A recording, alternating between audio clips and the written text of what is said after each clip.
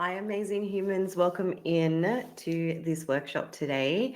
Important that you set up your space so you can grab your journal and a pen, something to write with, switch off any distractions, and let's dive in. This is going to be a fun and interesting one. It was actually it was quite insightful creating this workshop for you because this is the 7 things that I wish that I knew before becoming a hoop teacher. Before we get started, you will notice that there is a chat box next to maybe somewhere on your screen. Have a little look for that. If you would like to ask any questions, you can either leave them right until the end, or if they pop into your mind and you don't want to lose them, you can put them in the chat box. If lots of beautiful pieces come through in the chat box and I miss your question, then be sure to presence it again towards the end or when it's Q&A time. So welcome, very exciting. 7 things I wish I knew. Woo! I wish someone had told me these things. I began hooping in 2007. Is that 17 years ago? The number just keeps getting higher and higher. How exciting. And I quickly realized that I wanted to be a hoop teacher soon after. So I guess I've been teaching hooping full-time for about 15 years, maybe 16. So there's lots of things that I have learned along the way. So as we allow a few more humans to pop in, before we get started, make sure that you're in the right space. If you are a hoop teacher or you're interested in being a hoop teacher or you're just curious about new fun things, you're in the right place. If you have a journal, go and grab it.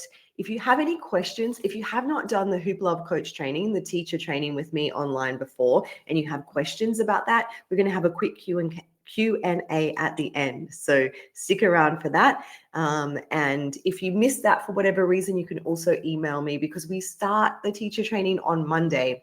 It might be your Sunday because I'm in the future, but we start next week. Also, there's a few incredible humans here live. Let us know, what part of the world are you in? Where are you listening, tuning in from? I would love to know. You can leave that in the chat box and just make sure that your chat works, that you can hear me, and that we're ready to go. You might also be starting to set a little intention, or a big intention maybe. It is the new moon. It's a great time to start a new cycle, new things, and to be intentional with that. And the way that we can do that is to move it through, hoop it through, dream it through, write it through, and set that intention, and then be witness to it over the next. Hey, Danielle from the Sunshine Coast. I was born on the Sunshine Coast. Wow, exciting. Queensland, Australia. Yep, that is my birthplace. How exciting. Welcome. Beautiful to have you here. So that's me. I'm Deanne Love. If you don't already know, hello. We might have been hanging out on YouTube or in real life or at some workshop. We were likely with hula hoops. And as I said, that has been my main obsession and focus for over a decade now. So welcome. And just to let you know that I do know a little bit about, about teaching and hooping, just in case you were curious. And before even my hooping started, I was a primary school teacher for a decade before that, teaching in Queensland. And hey, Robin from Texas, exciting. I hope to be in Texas this year for the first time ever. So I have taught countless workshops in over 20 cities around the world. So I've been very fortunate to do that. I've created hundreds of tutorials, hundreds. That was even pre-lockdown, pre-pandemic time. For some reason, I just really needed to share hooping with the whole planet because it's amazing and incredible and an embodied art and an important piece to share. I've planned and taught and marketed over 60 courses. If you haven't had a look at learn.hooplovers.tv, then there are some free courses over there. There's also lots of different creative hoop courses. And I've trained and worked with over 1,000 hoop teachers around the planet. When I first started, hey, Layla from Nova Scotia, welcome. When I first started teaching, I was in Tokyo, Japan, and I would teach in dance studios there. And then I moved to Melbourne, Australia. and I was teaching 3 to 6 classes, like in real life, real life classes a week. And now I am in a new space, a new home, and I get to share in my home studio weekly hoop flow classes, which has been really fun. And also, if you're a hoop teacher for children, there is a program that I've created with my best friend, Haley Hoopla, and it's called Little Circles. Haley and I have been hooping for the same amount of time and have loved and enjoyed so very deeply sharing hooping with children. Rebecca from Sandy Creek, welcome in. Welcome, welcome. Okay, so grab your journal if you have not already. Look at these stunning, amazing hoopers. I recently got to do a photo shoot with some hoopers in Melbourne, and this is just the joy. Can you just witness that for a moment? Oh. Okay, so I'm going to dive into the 7 things that I kind of wish my brain and my body knew, and it would just have been such an easier journey for me. I could let go of a whole bunch of things. And the reason that I'm sharing these with you is that maybe they'll also spark some letting go of the stuff that's holding us back. Like, I can't do that. I don't know that. And so one of the first things that I wish I knew was that teaching would skyrocket my personal practice. So I didn't have that many tricks. I wasn't a super skillful hooper. I was a super passionate hooper. I was a super obsessed and excited and like just in total awe of other hoopers when I first started to teach. But I didn't have many. I was a few on body, a few off body. In the Hoop Love Coach training, the second module is the 100 foundational tricks. And it's not just how to do the tricks as a hooper, but also how to teach them, which is a really important thing. So I always say that hooping and teaching are 2 different arts. And so we're bringing those together so that we can deliver in a safe and creative way. But teaching really did skyrocket my practice. Like, I thought that I had to know everything before I become a teacher, a hoop teacher. That is false. That is a myth. There is no way, even now, 17 years on, I don't know every hoop trick. How could I possibly? And the cool thing is that the humans that will likely come to your class, particularly in the beginning, they know 0 tricks. Some of them have never picked up a hoop before. So we're really working, particularly with beginners, with building confidence and curiosity and creativity, not extreme circus hooping or not professional level. It's more about building that awareness and joy and connection in the body. And when I first started, and maybe as a teacher, if you have been teaching, my students motivated me. They inspired me so much. Like, if there were tricks that they were curious about and I didn't know how to do them in my body, I would be out there playing and practicing and working it out and trying to like work that into my teaching. So it also really gave me a focus for my practice. I'm not sure about you, but if you find that sometimes you're like, oh, I haven't practiced hooping or I haven't played with my hoop this week, as a teacher, I really find that it really motivates me. It pushes me. It guides me to practice. And even if that's like 30 minutes before class or maybe after class, teaching really has that grounding effect. So yes. Oh, wonder what it would be like to know all the hoop tricks in the world. No one, there is no one. No, there's always new ones being made up. So if that's something that's holding you back, I'm here to say it's okay. Because the second thing that I wish that someone had really landed, that I had fully accepted, was that there will always be new things to learn. Always. I keep saying it, 17 years in, always new things to learn. Yesterday, I finished class 4 of a 4-week program for opening our heart, upper body. And this is a space that I love hooping in. I really feel like for my style, I have lots of fluidity and openness, but there's still new things to learn, new bodies to share with.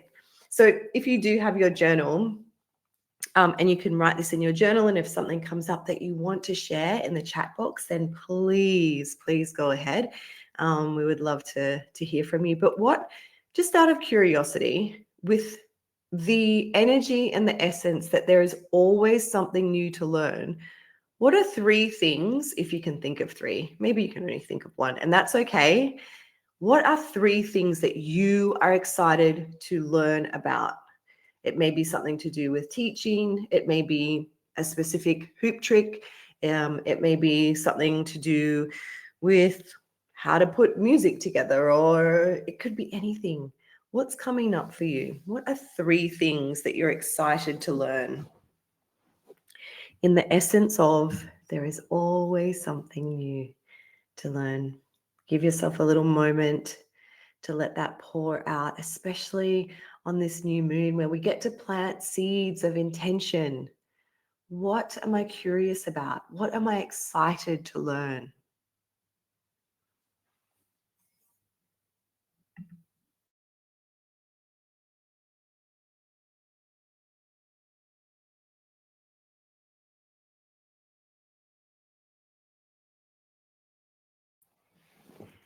And if it helps you to stay present, you may want to pop 1 or 2 of those things in the chat box, or you might just like to keep it with you.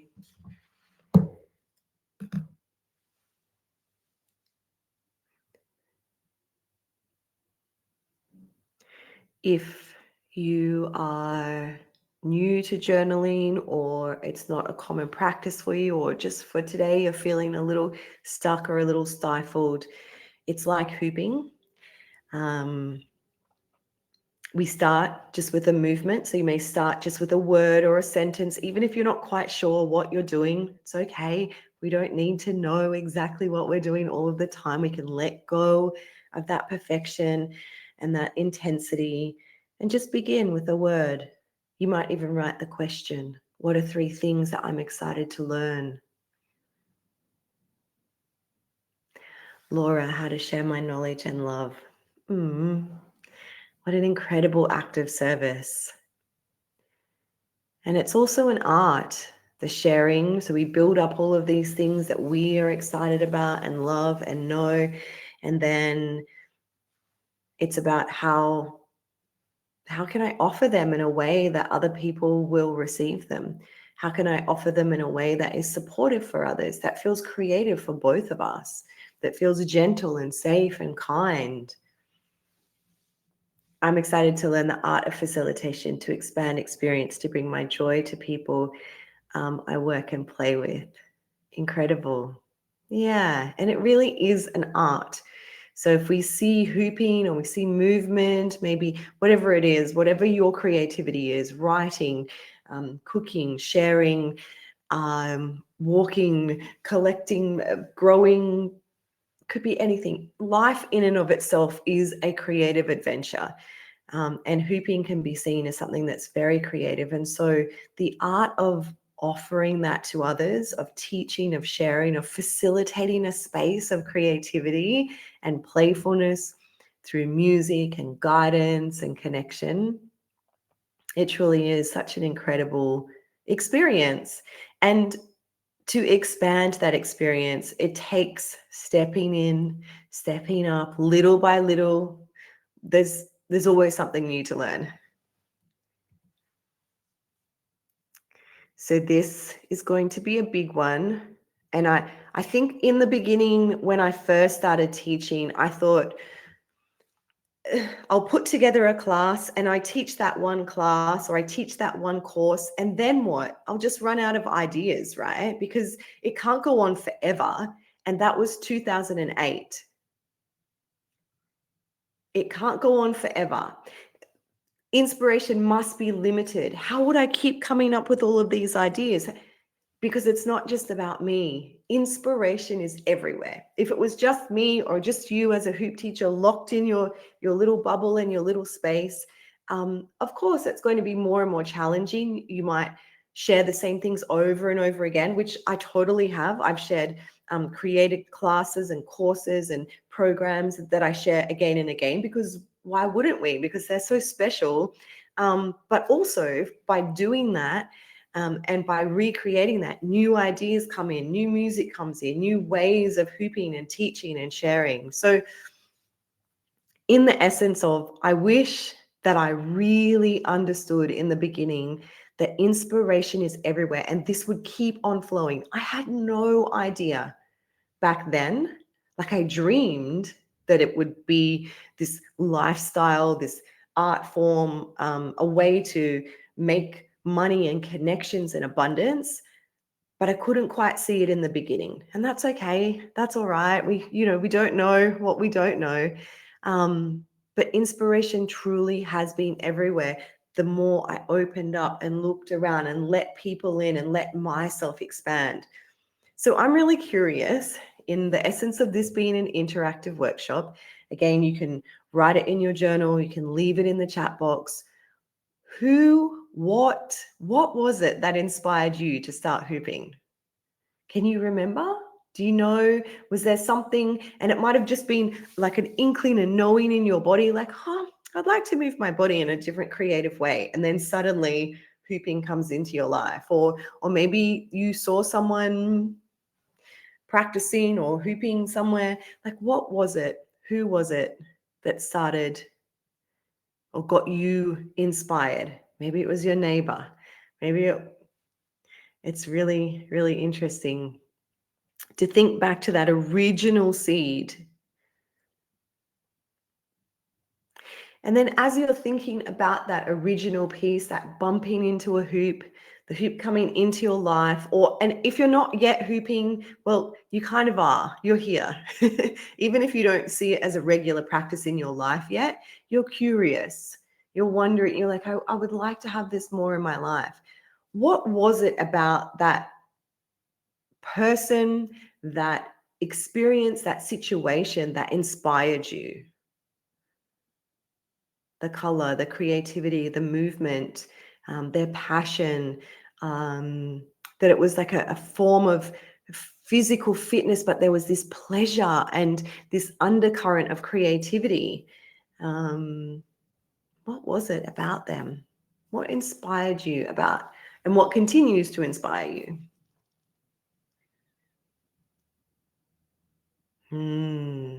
This is an exciting one that we could write and talk about for a very, very long time. So what or who inspired you to start hooping? What was it about them? What was it about the hooping? And what continues to inspire you about hooping, about hoopers, about movement, about teaching, whatever it is? Danielle, I saw a hoop performance at a circus in Belgium. I bought a hoop from the woman and had a quick lesson, then started to teach myself. Yes.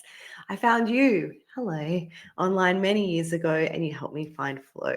Beautiful. Yeah, so all of those pieces of the puzzle, and each one of those has then all of these other threads that web out into so much inspiration. And it may not for you necessarily, inspiration continues, like when you go for a walk on the beach and you see the way that the waves flow and they come in and out. Sometimes that in and of itself could be a theme in your class. It could be an imagery in your movement. Inspiration is everywhere. Layla, I was invited by a new friend and it seemed like something fun to do together. Yes, it is. And that never goes away. So 2 days ago, I had a new friend in my house for the first time, never hooped before.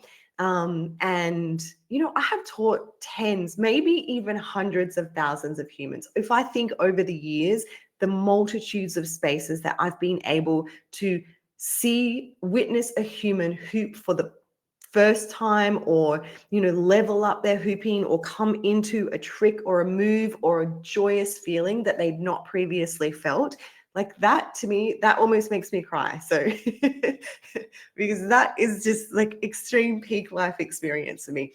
But it never ends. It doesn't have to end. It hasn't ended for me. 2 days ago, new human, new space, and the joy that washed over this person when they got a few spins around their waist. I can't. Just beyond the beyond for me. Laura, festival, circus, circus folk, freedom, grace, silliness, unified. Yes, yes, thank you. Yes, please. It was grace and flow and movement that inspired me, and continues to inspire me. And even in those, look, honestly, I'm here all like ranting and raving about the joy and the freedom. And sometimes it's not that as well. Sometimes it's stuckness. And because this is the creative process. This is life flow. It's not all peak experiences. We know that, right? We are human. And so there are times when it feels achy and stuck and heavy, and grief ridden and like pointless sometimes. What's the point? And yet all of those pieces too are inspiration, and can also inform that the way that we move, the way that we guide, the way that we teach. So all parts are welcome. Okay, here's a big one around the whole hustle and productivity and got to get it done energy that I really honestly like attached to in the beginning of my hooping, because I was like, gotta, I'm a Capricorn. Hey, I would always go into machine mode. And it wasn't until years later that I really hit this energy of burnout and like, oh my gosh, I can't go on. Like I've expended all of my energy and the joy and the passion. And I wish that I knew this. I wish that I knew that you will never get it all done. You know how, and maybe you see this in other parts of your life. So you're like, I don't look honestly right now. So I'm looking around my house and there are things that could go back, in a place that they should be. Like there's pens there, there's like lip gloss, like there's things. And I could stress about all the things that I haven't done. Like I'm like, oh, I haven't done that thing. I need to put that back. Oh, that's a mess.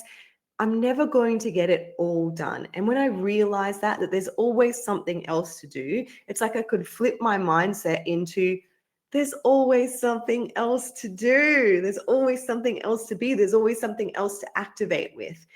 Instead of getting really bogged down with a to-do list or I still haven't done that thing. And that this whole piece that I'll never get it all done almost like lets me off the hook a little bit. Like there's always something else that I'm attuning to, that I'm working with, that I'm moving with. And that is okay. If everything was completely done, well, then what? Isn't that a little boring? Maybe this is just my creative mind. Now, the way that I kind of navigate this, and it's really important if you are moving into teaching, and let's say you're juggling a few different things. So life, your regulation and how you are in your body, your relationships, your social life, your finances, your house life, your health, your wellness, your hoop teaching, your practice. There's many things, right?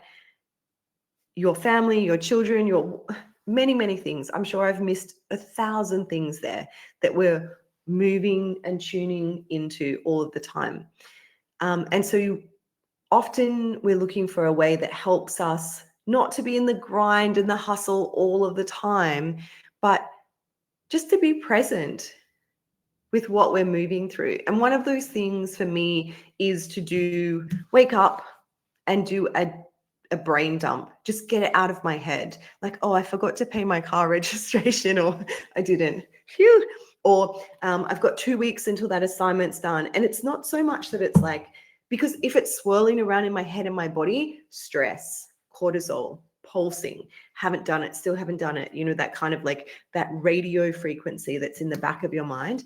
But writing it down, dumping it out, for me really helps.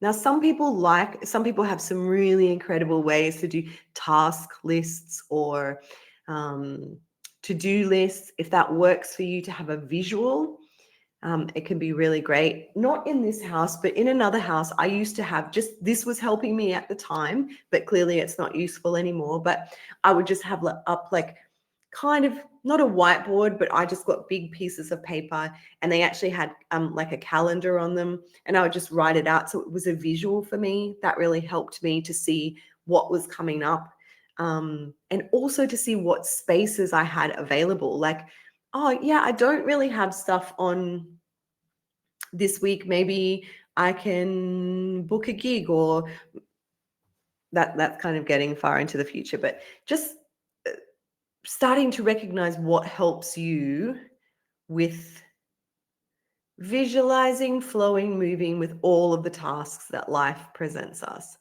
And so, yeah, creative lists or to-do lists can work for some people and not for others. And manifestation journals, that's often what and when I talk about a manifestation journal, I am either writing like goals, like I would like to make 10 hoops by July 10th, 2014. 2024, not 2014. I am in the past. So very specific goals sometimes, or maybe just like flow manifestation of like ideas that I want to bring in to energy and to play, instead of them just rolling around in my body. And then a magical way to bring them into flow is to have some hoop and body practice. Like this morning, most mornings I wake up, and if I don't hoop, I kind of make sure that I move my body so all of that brain energy is not solidified, and then write out whatever's coming up. Doesn't have to be happy, happy, joy, joy. It's not all the time. That would not be authentic.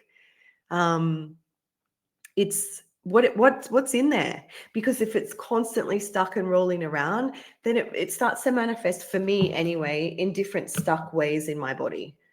I'm feeling tension, I'm feeling pain, I'm feeling stress, I'm feeling anxiety. All of those things are residing there. If I can get them, not trying to dissolve them or ignore them or push them away, because they are a part of the web, but if I can write them down, let them out, move them through, then I get to witness them as they are, for what they are, and have a sense of kind of invitation that it's okay. I see you. You're there. I have a million things to do today. It's okay. It's okay. All right. Okay. The next thing that I wish, this took me a long time. This took me a really long time, and I'm still learning this lesson every day over and over. And so much so that the first module of Hoop Love Coach training, of the teacher training, is about this. Because if all of the other stuff, the teaching and the tricks and the transitions and the technique and making hoops and making money and all of that stuff, if we don't understand who we are, what we want to offer, what our special sauce is, how we want to do it uniquely, you can get a little bit lost. You're like, what? I don't even know. What am I doing?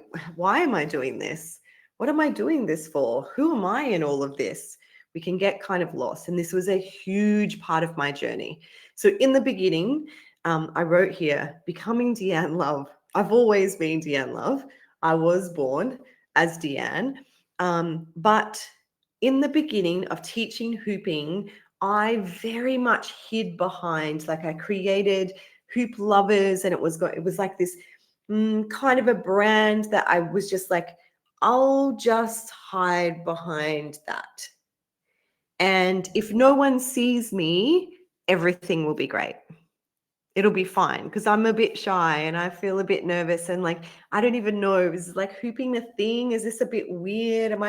All of that stuff was always crowding me. And also the comparative piece, like, well, there are other hoop teachers that are way better than me and way cooler. My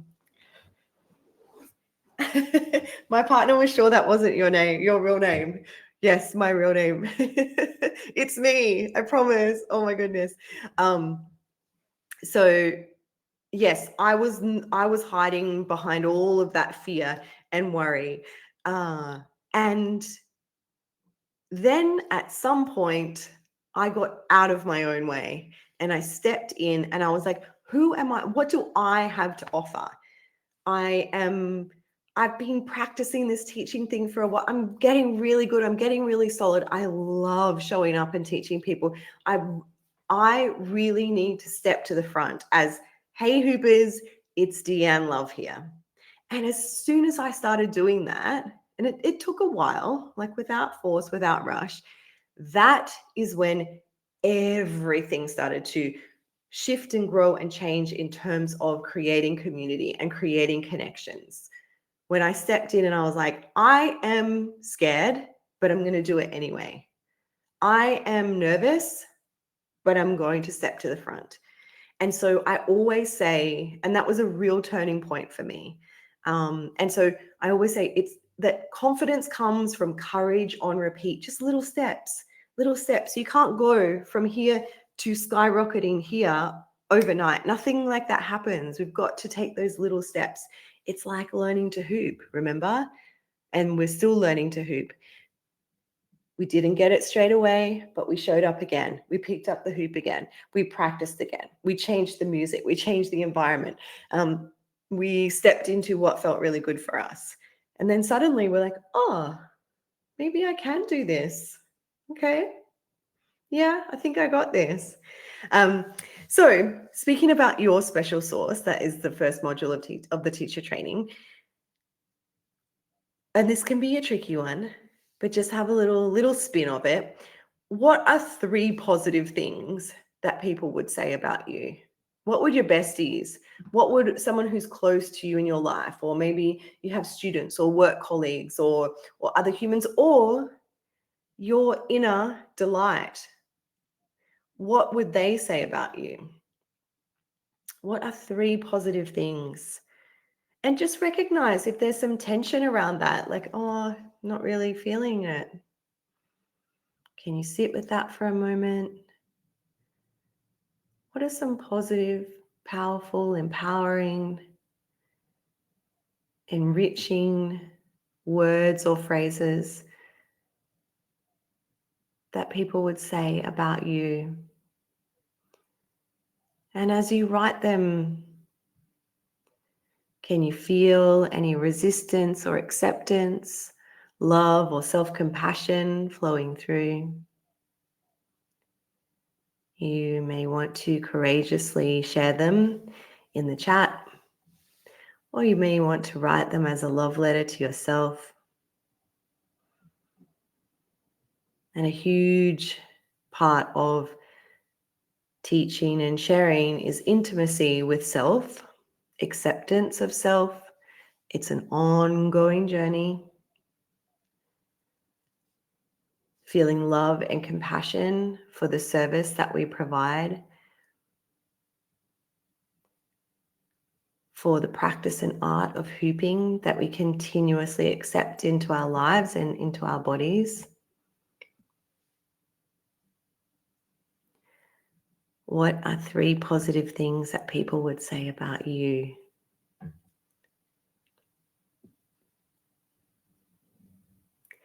Maybe this is something that you would like to do every morning with your brain dump. 3 potent and powerful, exciting, strong, resilient, persistent, present things about yourself.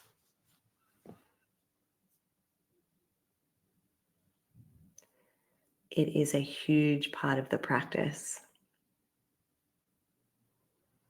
And hooping in and of itself is a very deeply intimate and connected somatic release and acceptance. So congratulations for being courageous over and over again.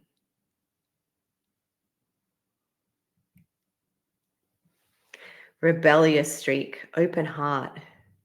60s is alive in me. Yes. I love that.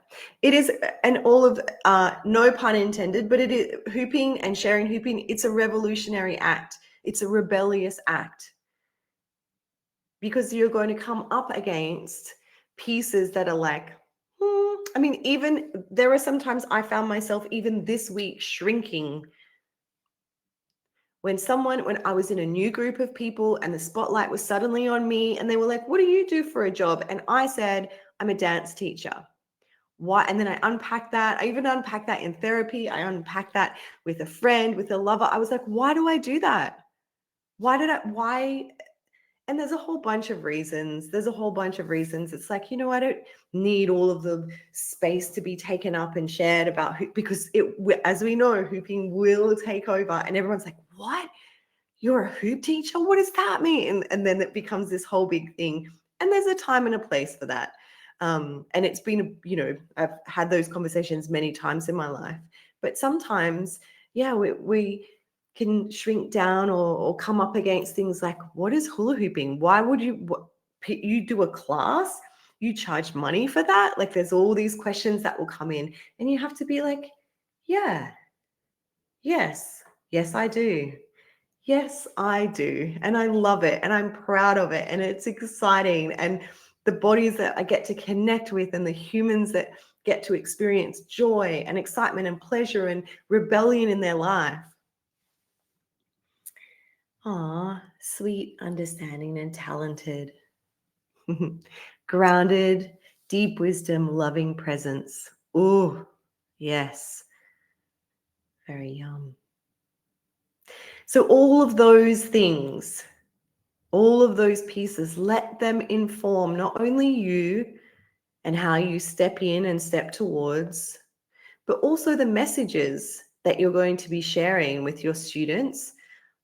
Sometimes those messages come via marketing copy that you have to write out to invite humans to your class. Sometimes they come via conversations with other humans, and sometimes they're in conversation with yourself. And then going back to who inspired you, what inspires you, let those words of wisdom and excitement and creativity, let them inform your messages as well. When someone is like, what? You do a hula hoop class? What do you mean? Let those moments of offering education on somatics and movement, let those moments not be a moment to block you and be like, oh, people don't get it. They just don't get it. I don't know if you've had that yet. It might come, or they don't understand. Let them be a moment for wonder and curiosity. There are more people who don't get it yet, who haven't had a chance to experience the joy or the play or even the frustration and the obstacles that hooping brings. Next thing that I wish I realized, I was really scared about this bit, and it's still a challenge, that there is support all around you. And it doesn't necessarily have to be just other hoopers that have big experiences and ideas. It could be collaborations with many. Maybe it's a studio owner. Maybe it is someone who has a big backyard. Maybe it's with humans who already make hoops. There are so many different ways to get support and collaborate, but it is a big vulnerable piece, especially if you are someone who, like me, who often finds it challenging to reach out and ask for help. Connections are everywhere. But the first most important thing is to know what you can't ask for what you need. You cannot get the support that you need, love and desire and want if you don't know what you want, if you don't know what you need. So grab in your journal, and maybe this is a great brain dump to do very often as well. Like, what do I need? What do I need in this moment? What do I need today? What do I need if I zoom out, if I'm kind of setting up a class, or if I need to have a stack of hoops for my first workshop? What do you need support with?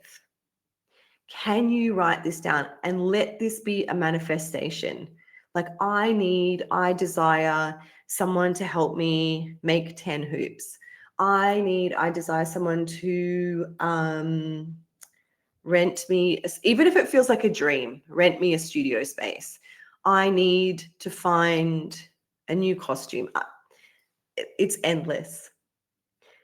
Can you, even if it feels like it's quite distant, or even if it feels impossible, like no one's going to give you that, no one is going to show up, could you write it down as a manifestation, as an asking for what you need? Ask and it is given. What do you need support with? Robin, caring, loves learning, doesn't give up. That's a good skill to have as a hooper. Can't give up.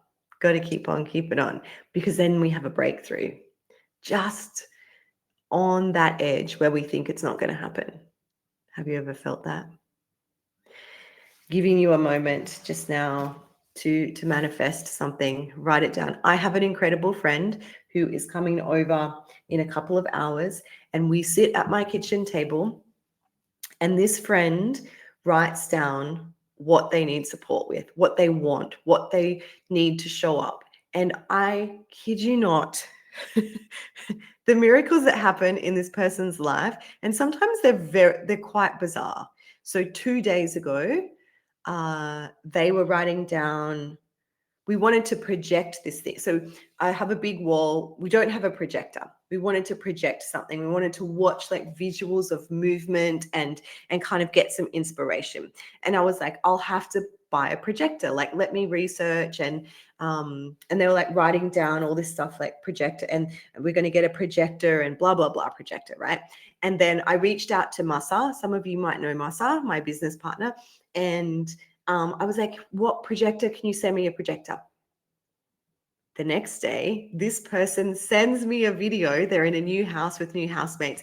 They're doing like a kind of downward dog, and they look to the side and they're like, oh, that's strange. What's under there? They pulled up the sheet that was over this table, and there was a projector. And I know that seems like quite a, just a random coincidence. It's just a random, but this kind of thing happens to this person because they are prolific with writing down what they need. And I know it's just a projector, but it's a symbol of other things. If you don't know what you need and want, how can you ask for it? How can you even find the courage to reach out for it? And look, a projector under a dusty old table versus $1 million, it's a different kind of vibe. But you will be surprised once you start to presence what you need, then your vision and your focus opens towards those things. And if you're staying curious and in flow and creativity, sometimes things just pop up out of nowhere. Like you may be walking down the street and maybe not walking down, but I don't know. You might be in the aisle of Bunnings and someone is like, hey, Bunnings, for those who are not in Australia, is like Home Depot, or like a hardware store. Is that what you call them? Home renovation store. And I don't know. Someone's like, hey, why are you buying that irrigation pipe? And they're like, can I help you make hoops?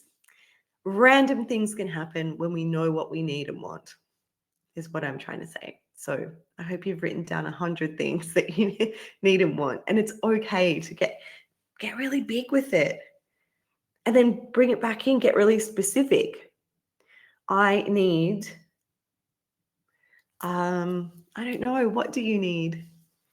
Let this be a practice. And sometimes it's really, really hard to ask. All the other stuff will come in like, oh, I'm too greedy, and I'm like all of that kind of gritty stuff. Let it be there. It's going to be there.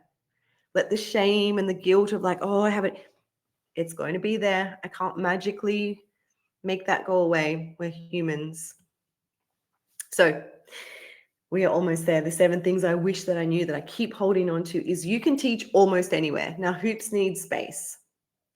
But if you have your ideas locked in that I can only teach in a hoop studio, no. I wrote a blog many, many, many years ago that was the 50 places that I've taught hooping, the 50 places that you can teach hooping. There are well more. I feel like I've taught in like 100 places. And I don't mean like 100 different studios. I mean in different locations, from parks to festivals to studios to bars to nightclubs to church halls to just, it is unlimited when you start to think outside and start to reach out and connect with other humans. Like, and oftentimes I would say, when I do say I'm a hoop teacher, they're like, oh, do you want to teach at my, and I'm like, yes, I do. But it's about voicing it. So, but there can be many, many limiting beliefs. And another way to clear, if you want to, in your journal right now, is what limitations are holding you back. Is it this belief that there's nowhere for me to teach? Not in my community. No, not in my town. There's just nowhere. Or maybe it's like, oh, there's already a hoop teacher, so no one would want to come to my class. This belief, this like you can teach almost anywhere, comes alongside what's holding me back. There's lots of myths, there's lots of limiting beliefs that will be there in your being, in your body, in your system. What limitations are holding you back? Again, you can presence them in the chat box, or you can pop them in your journal. It's good to clear out the cobwebs, clear out this muck.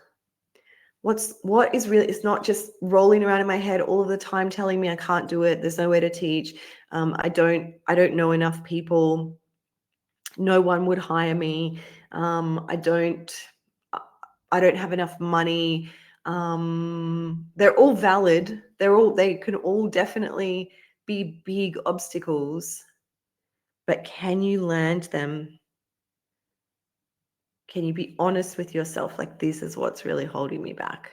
This is either a belief or a reality. This is a thing I'm unsure of. What limitations are holding you back when you think, oh, that's why I can't teach hooping, because no, everyone has them. Sometimes they're like this distant radio, and when you come a little bit closer and a little bit closer, you're like, that's the thing? That's what's stopping me? Write it out.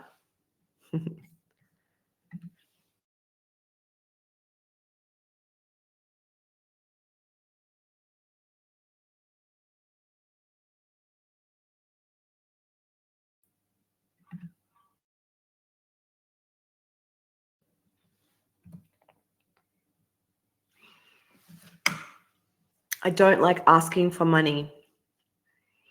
Yeah, it's a big one. What if people wanted to give it to you? Can you receive money? Also a hard one. In the beginning, I'll be very honest with you, I was like, oh no, don't pay for that hoop, even though I'd spent hours making it, lots of money creating it. And I was like, no. And I really had to work on that money story. I really had to work on that abundance. A question that really helped me to move through that was, am I giving joy? Am I giving abundance? Am I giving something that is of value? Am I helping others to be more present in their body, more connected to their health? If health and movement and joy and play is wealth, and I fully believe that it is, then there can be an exchange of money, time, energy. But if I don't believe that hooping and movement and dance and freedom and joy is of any use in this world, which clearly that is not a held belief by me, then yeah, I would have a problem asking for money. But we give money for things all of the time. When you go and get your hair cut, do you have a problem paying? Maybe if it's really expensive. Sometimes I'm like, it costs what? It's $200. I don't have any hair.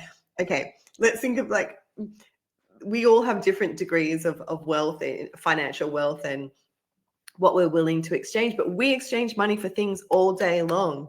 That's what we do. We are paying and giving and receiving.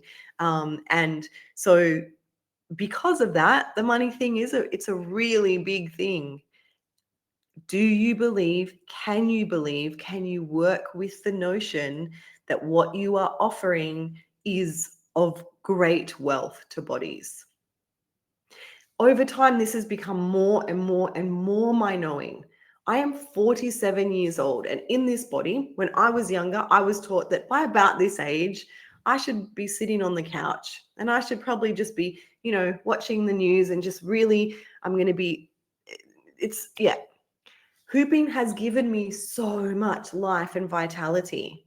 There is no financial price tag I could put on that. That is unlimited. And when I think about it in that way, it seems like I can say, for this class, I would like to receive $20, please. Or for this course, I would like to receive $180, please. And the people that see that as wealth and see that as abundance will happily give you that money. If you go to a yoga class, if you go to or any other movement class, anything that provides you with something that you are seeking, if you have the money, are you happy to pay for it?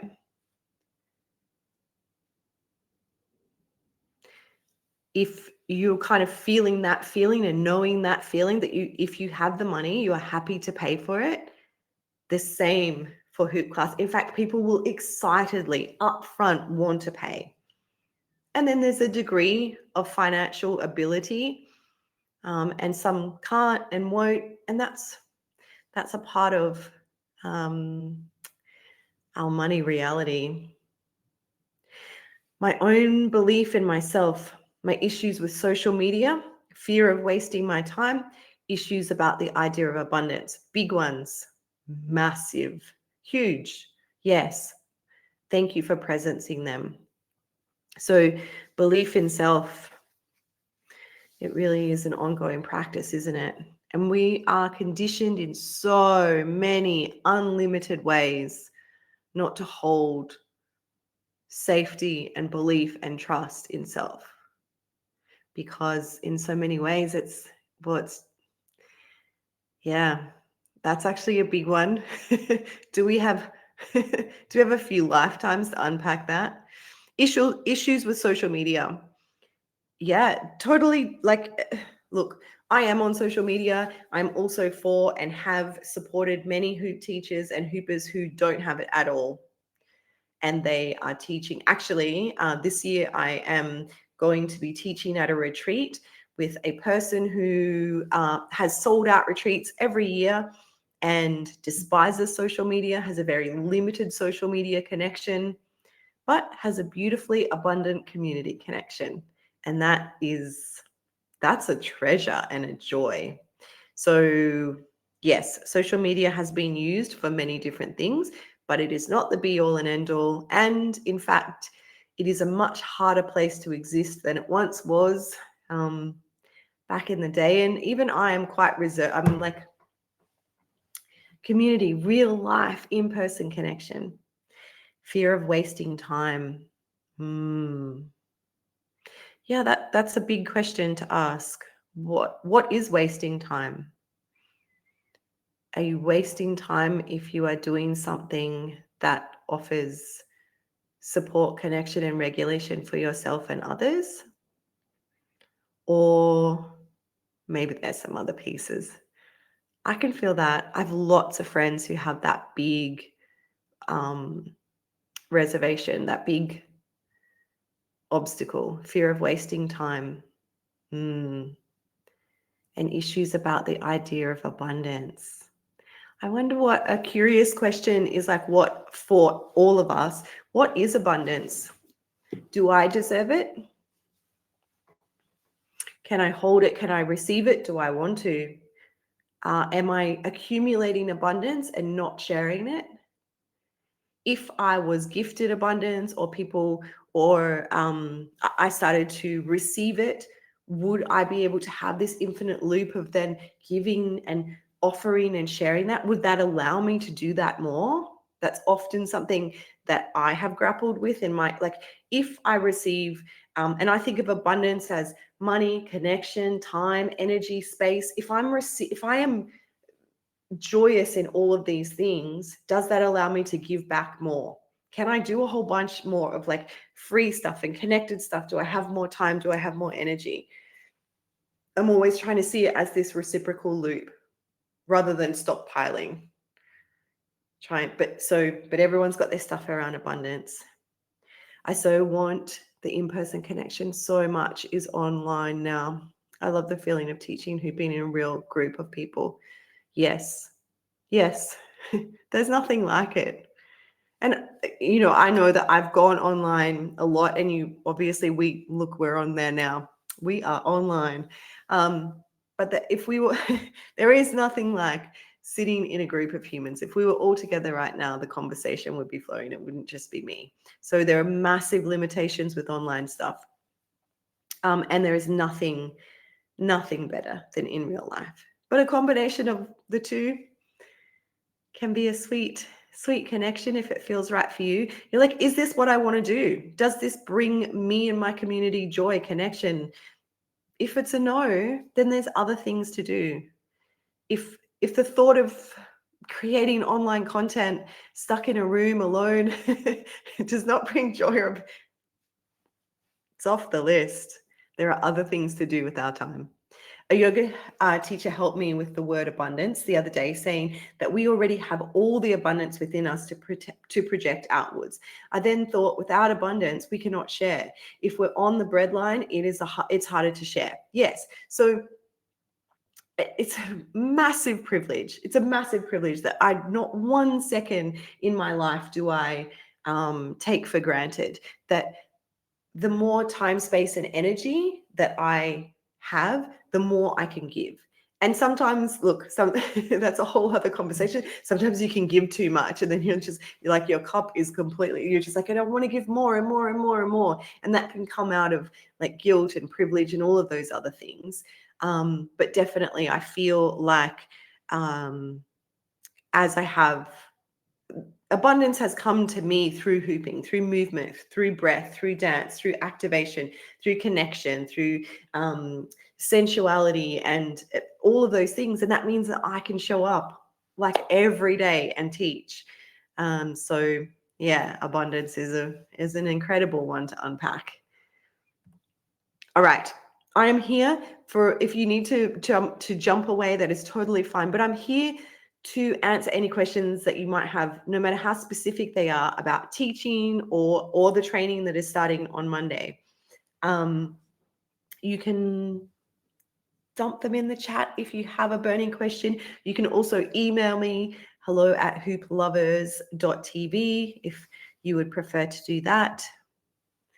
And if you are curious about the teacher training, or you're enrolled, you're not enrolled, it's not even a vibe for you, whatever, feels good for you. I hope that you got something out of this workshop today, and that it sparked some ideas, that you wrote some things in your journal and you felt some sensations in your body. The teacher training, it is online. There is community support. You can download or stream any of it 24/7. Learn from an expert. It's me. And you can learn at your own pace. So will I be able to start a hoop dance class as soon as a week after training? Big question. If you feel ready, yes. And from a practical point of view, in the teacher training, there are class plans, there are everything that you would need to actually start a class is there, except I can't make you the hoops. You need to make the hoops yourself. But everything else, like class plans, training you and supporting you on how to teach the tricks, how to put it all together, how to make it safe, your music, your playlist, everything is there in terms of a practical sense, but I can't get you the venue and I can't get you the hoops. So I can't like do those tangible things in real life, but you would, everything else to scaffold. And so we do it over 12 weeks. The first 8 weeks are that really focused, practical, getting it down for classes, parties, workshops, whatever form you want to share in. And then there's like revision, going over it, kind of crafting your own style of class. And then, yeah, you can teach. Are there basics we need to have already learned in terms of tricks and moves before starting the teacher training?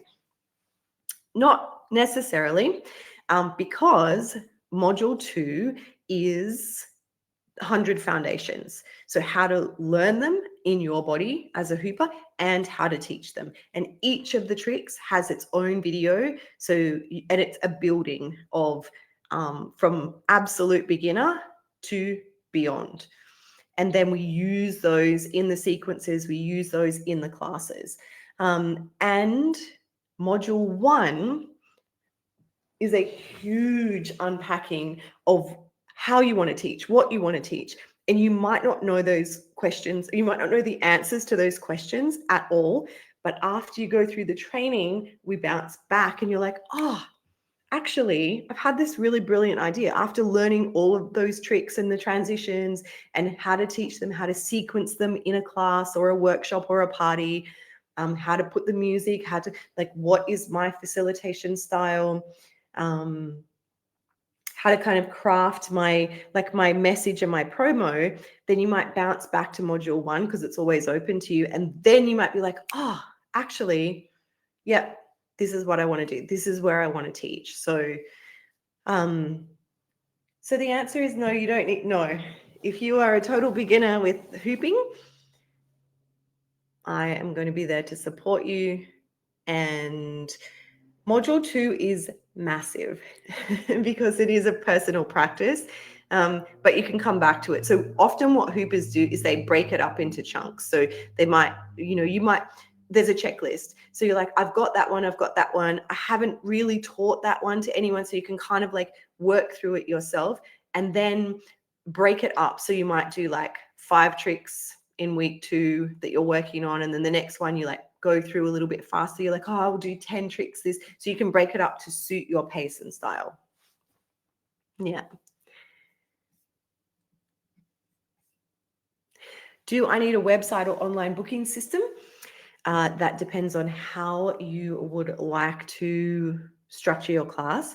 So if you don't want a website, then there are multiple, like even maybe on your Instagram, there's so many ways that you can do it now. It used to be like back in the day, you either had to, well, way back in the day, it was just like email and trust that people would turn up, and still some classes do that.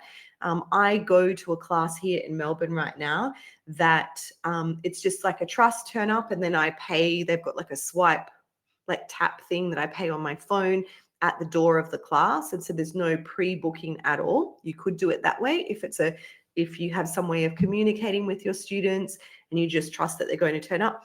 After a while, you're going to be like, you know what? I need to know that 10 people are coming. I need to maybe to book the space or to do whatever. I need to know that I've got 10 people already paid for this course. That just gives you a little bit of security. It can give you money to make sure that you're covering your expenses. And if you did need that, you can use an online booking system.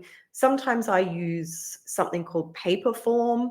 You can also use something called Linktree. Like there's many, Linktree's free. There are many online that you can link with your social media if you don't want to have a website. And if you do want to have a website, a friend of mine just made a Squarespace website that is just a 1-page landing page, and it has like a little shopping cart that she has linked up with her PayPal and I think Stripe it's called, which can all sound really challenging. And if you're not feeling very web tech savvy, here is my huge, this goes back to there is support everywhere for you. Any of the platforms these days, because they have to, and when I say platforms, anyone that's providing like a website service or a booking system service, not social media. So we're not talking about Meta, we're not talking about Facebook or Instagram. They make it really challenging to connect with them because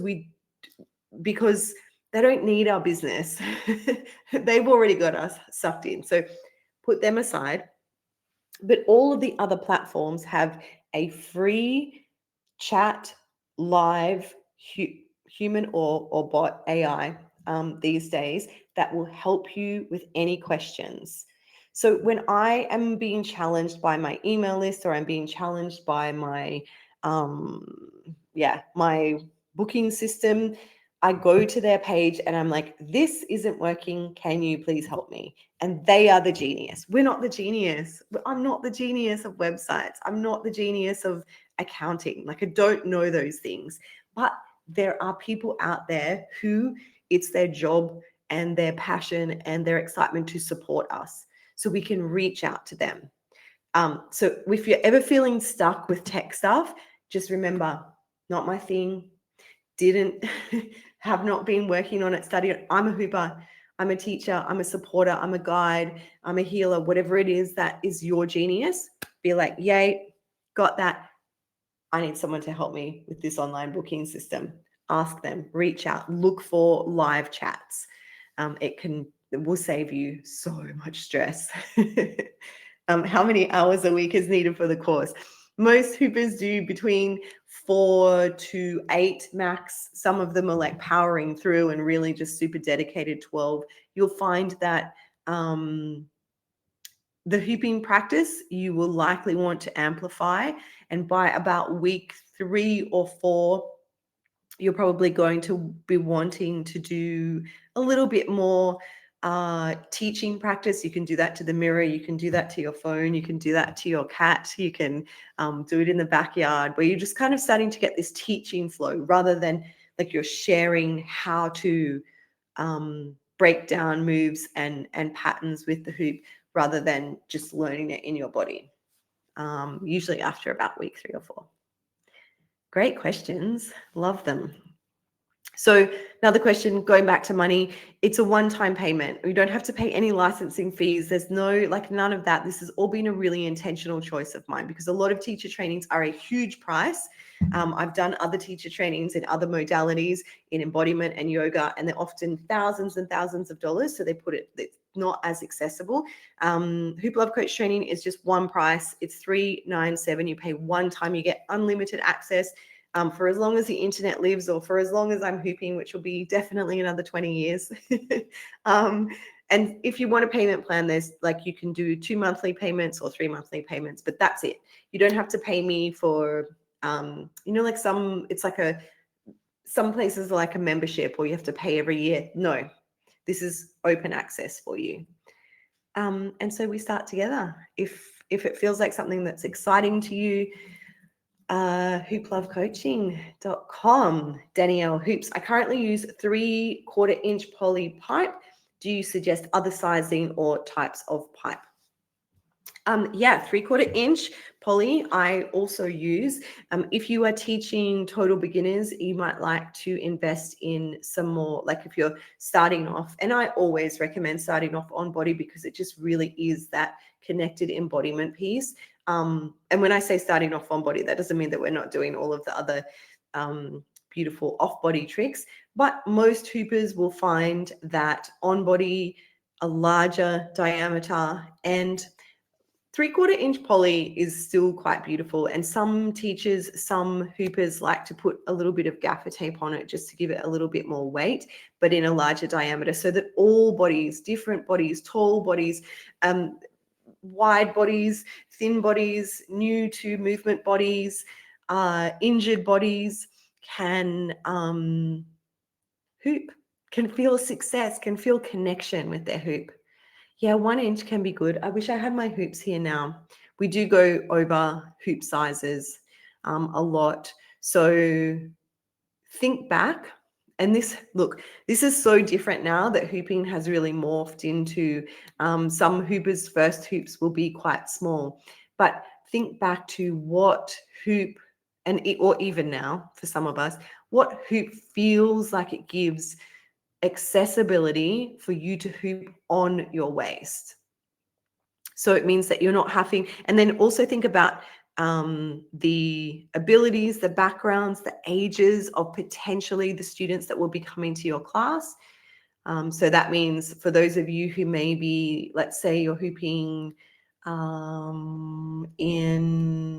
let's say you're hooping with, your students will be in an aged care facility. So you're not going to give them really super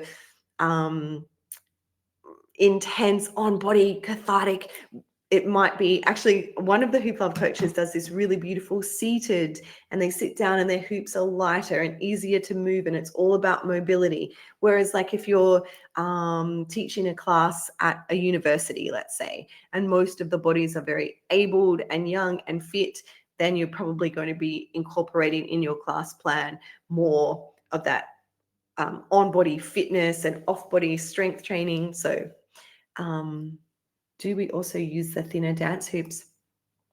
Yeah, you absolutely can. In fact, I really like to have a range of hoops, if this is accessible to you, in my stack. Now, here's one thing that might be for you to think about. If you are selling hoops, if that's going to be part of your hoop, and it doesn't have to be, you can send them off to hoop makers if you're like, I do not have the time, space, or money to be making hoops. Like but if it is creative for you, and if it is fun, and I used to sell hoops in the beginning and I don't anymore, and because there are other people that are genius at that, what you want to consider is if you have a class stack of hoops and then you have a type of hoop that you're selling and they're not the same, it's very confusing.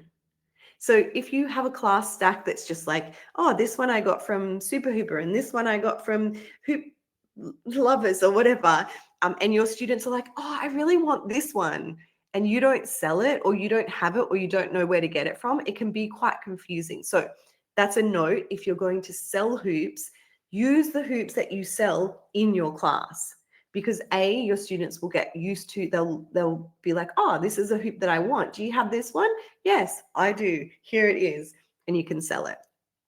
If you're not going to sell hoops, then you might like to pick a hoop maker or a friend who's going to collab with you, or maybe someone's going to like give a little, like they might give you $5 for every hoop that you sell. Like you can do a collab like that.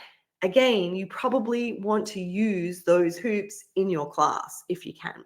And if there's someone in your area, and like right now you might be like, no, there's no one, write it down, manifest it, reach out, find someone, ask questions, get connected. If there's someone in your area that is either selling hoops, making hoops, reach out to them and say, hey, I am starting a new class in this area, even if you're not entirely sure where it is, and I'm looking for 10 hoops. Do you have any I could borrow? Do you have any I could test out? Because I'd potentially love to sell your hoops to my students. Collab. That way, you may not have to have that initial big investment. And it's also great for the hoop maker. And there are lots of humans, I mean, okay, not everyone, but there are some humans who have stacks of hoops who are not using them. So reach out to other hoopers or hoop makers, or yeah, you never know. Someone else might be having hoops that you could potentially use or sell. Does that make sense? There's a big thing around hooping and hoop making. Cool. Even if it's dreams, let the ideas spark and bubble and become bigger and then become real. Amazing. Wow. Okay. Loving these questions. If you have more, you can reach out to me at any time. I'm noticing it's 11:11. No, it's 11:12 now. And I am just wanting to say I'm super grateful. I hope that you got something out of those 7 things that I wish that I knew. Each one of those could be an entire workshop of itself. There's so much within each one to unpack and to work through limiting beliefs, and then to come to new mindsets where it's like, yeah, I can do this. I can see this in a different way. And if Hoop Love Coach training is for you, I am going to see you starting on Monday. And if not, or if we've already done it together, or if you just go in your own flow, I'm wishing you well and lots of love. And thank you. Thank you all. If you have a little moment as you jump out of this workshop, just have a little bit of a look back over any of the things that you wrote in your journal. Have a little hoop, have a little movement. Enjoy the rest of your day, your evening, your week, and your weekend. And big love. Thanks so much. Thank you, beautiful humans, for being here. your early morning. Nice, gorgeous, incredible.